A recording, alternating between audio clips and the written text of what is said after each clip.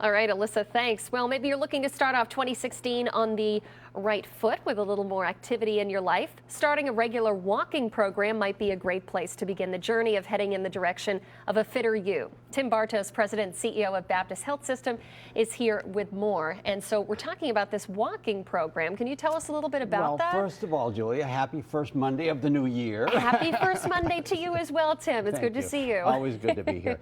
Last week, Julia, Ann and I were talking about New Year's resolutions. Okay. And what better resolution than to decide on starting a walking program. Exercise is absolutely necessary for everybody, and I know it may be hard for some folks if they're not used to a regular exercise program, but one of the easiest and simplest ways to start an exercise program is walking.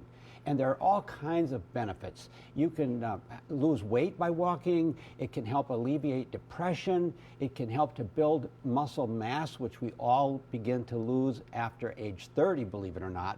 So there are all kinds of health benefits, and I think it's a great resolution. So someone that doesn't walk a lot and they want to start doing this, sometimes it's really tough taking the first step. Any tips for actually starting and getting things moving? I do have a tip, yes.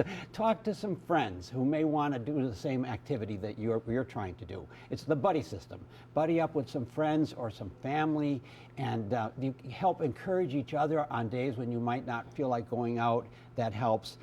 It's a great way to engage in conversation. It helps the time pass faster when you're talking with someone. Make sure you schedule those walks just as you would a doctor's appointment to make sure that you keep that appointment with yourself. Speaking of doctor's appointment, for people over the age of 50, let's say, should they check with their doctor before they start some sort of a program like this? It's always a good idea to check with your primary care provider, especially if you have chronic medical problems. It certainly makes sense. You don't want to have additional problems, and they can give you advice that way.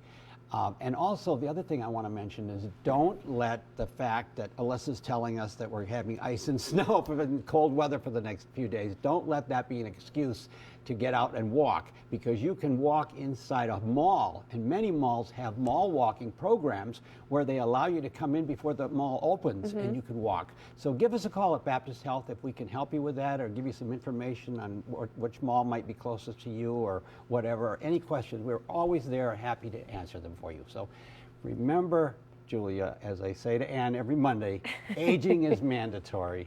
Getting old is not. I'm going to quiz her the next time I see her. She remembers that. Tim, thanks. For more information about Baptist Health Nursing and Rehabilitation Center or Judson Meadows Assisted Living Community, or to suggest a topic for 6 on Seniors, you can call them at 370-4700 or check them out on the web at www.bapthealth.com.